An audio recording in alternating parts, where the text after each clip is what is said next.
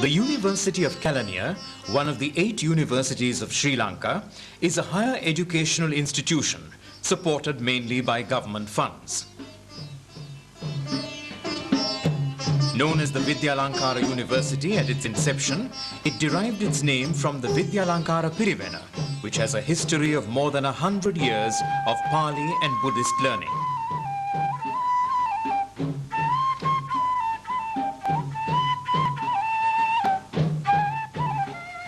Until the establishment of the University of Ceylon in 1942, Sri Lanka had no universities in the Western sense of the term.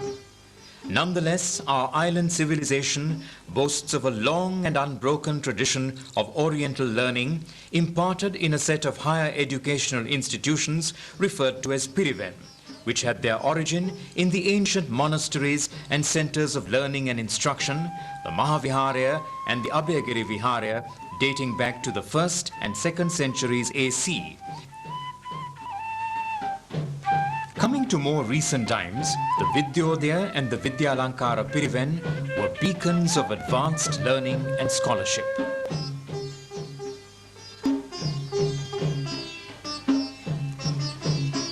Both the Vidyalankara Pirivena at Paliyagoda and her sister institution, the Vidyodaya Pirivena, were granted university status by a single legislative enactment, namely the Vidyodaya and the Vidyalankara Universities Act No. 45 of 1958. It activated a lively debate both in the legislature as well as in the communication media. The Honorable Dr. W. Dahanayaka, Minister of Education in the government of the late Honorable Mr. S.W.R.D. Bandaranayaka, initiated the Pirivena Universities Bill. There was an obvious polarization of social forces, which is a feature not limited to Sri Lanka alone. The Paris Declaration of the International Association of Universities, dated 1960, refers to this phenomenon as an arc of the privileged elite.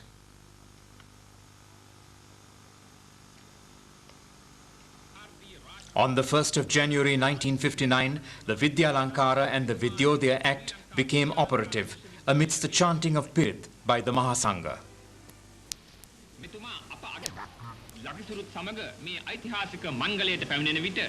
Local and foreign dignitaries attended this colourful ceremony.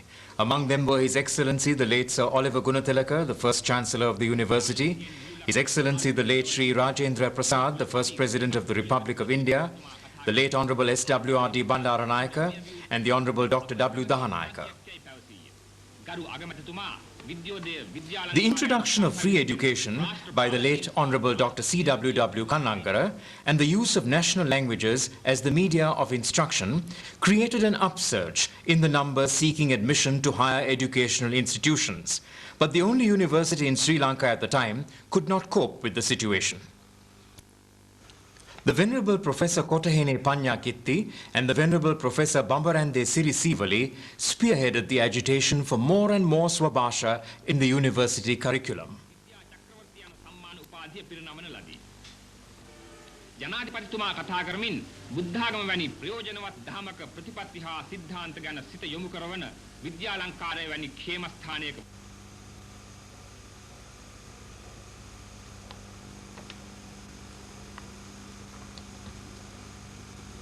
It is most befitting to recollect with gratitude the services rendered by the Venerable Ratmalane Sri Dhammaloka Thera, the Venerable Ratmalane Sri Dharmarama Thera, and the Venerable Ratmalane Sri Dharmananda Thera, and finally the Venerable Kirivattuduwe Sri Pragnasara Thera, all of whom compiled many Sanskrit, Sinhala and Pali works.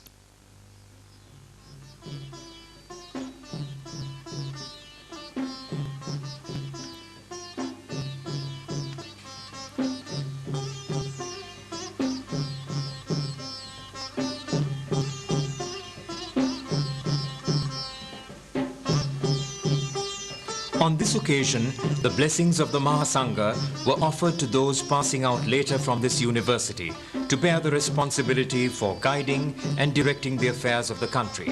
For it was pointed out how former students of the Pirivena, like Sir D.B. Jayatilaka and others of this ilk, gave leadership in government, in the professions, arts and literature.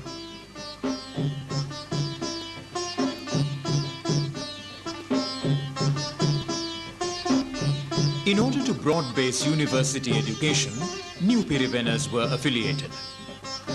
The literary treasures left behind by the Pirivena and other contemporary acquisitions were housed in this building. Student monks and lay students who were comparatively fewer in number are deeply engrossed in their studies.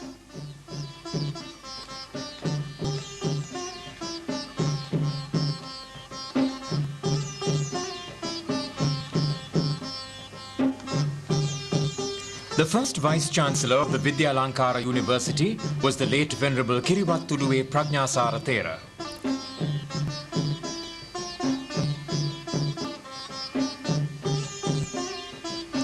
He was succeeded by the Venerable Yakkaduwe Prajnarama Thera.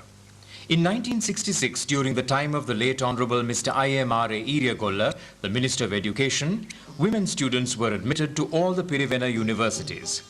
The seat of the university was moved from the Pirivena premises to the newly acquired 40-acre block of land at Dalugama, its present seat. The first building to be completed was the hostel for girl students. During the time of Venerable Yakkaduwe Prajnarama, more new buildings came up. These are the Science Building, where the present Vice-Chancellor's office is located, as also are many of the departments in the Faculty of Humanities. A Convocation Hall was constructed. This is now being used both for conducting lectures in larger departments of study and for student congregations, as well as theatre and film shows. In 1972, the Student Centre was constructed by Professor K.W. Gunawardena. Next to come up was the Library Building.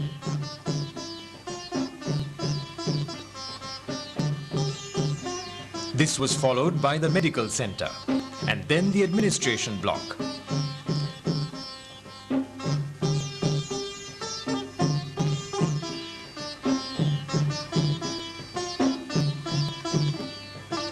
The Social Sciences Building came up next.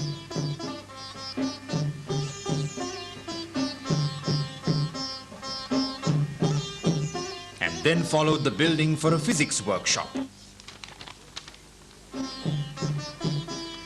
Then came the Stores Building. However, due to financial constraints imposed by the Treasury, some of the building programs had to be temporarily suspended, like the building for the Faculty of Humanities and the new administration block. The university started with 434 students in 1959, increasing in subsequent years to 2,556 in 1983-84. In 1959, there were 5 faculties: languages, arts, philosophy, Buddhism and science. In 1972, arts and philosophy combined into the Faculty of Arts. In 1979, the number of faculties was reduced to 3: humanities, social sciences and science. Here's Professor S. Veeratunga. Earlier, this was formerly called the Faculty of Arts. Yes. So later on, since there were too many departments of study in this faculty, we had to divide it into 2 faculties, namely the Faculty of Humanities and the Faculty of Social Sciences. Under the Faculty of Humanities, we have 8 departments of study.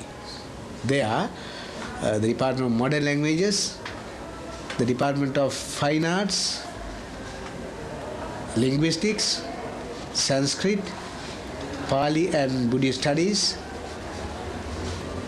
Classical Studies, English and Sinhala. Well, out of these departments, I think the largest is the Sinhala department. Largest in the sense that the Sinhala department has the largest number of students enrolled for undergraduate as well as postgraduate studies. We also have the Modern Languages department, which teaches about 8 modern languages. The Department of Modern Languages is equipped with a language laboratory gifted by the Embassy of France in Sri Lanka. This is used by all the teachers in the Department of Modern Languages. The languages include, among others, French, German, Russian, Chinese, Japanese, and Portuguese. Aesthetic education is also a part of the curriculum in the Faculty of Humanities. For instance, in the Department of Fine Arts.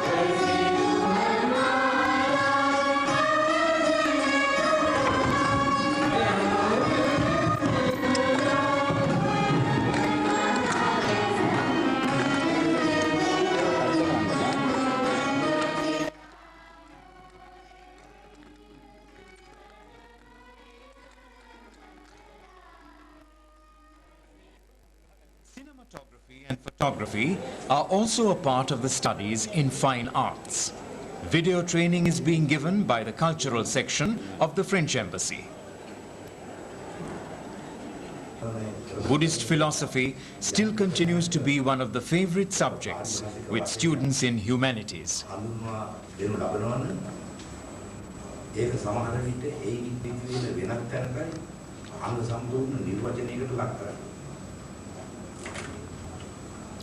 Social Sciences has moved into the newly built Social Sciences building. The main hall has been named the Kalevala Memorial Hall in honor of Professor S.L. Kalevala, who passed away in 1983 while holding the office of Vice Chancellor.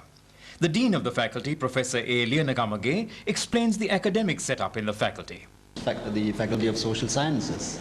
They are economics, geography, commerce, history, philosophy, library science, mass communication, and archaeology. And if I may comment briefly, we have the students of the Department of Archaeology, along with the fine arts students of the Humanities faculty, are now engaged in field work at the Sigiriya site under the Cultural Triangle project of the Ministry of Cultural Affairs.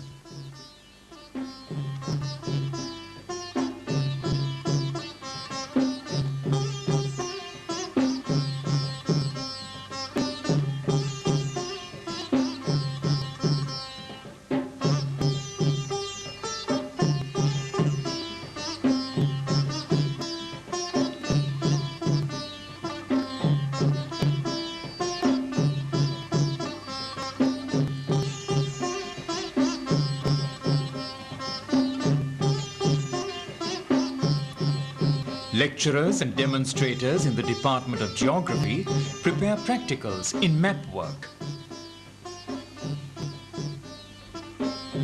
while the students are in their classes attending to theory. The Department of Mass Communications actively engages in media instruction. The students display keen enthusiasm in wallpapers of this kind.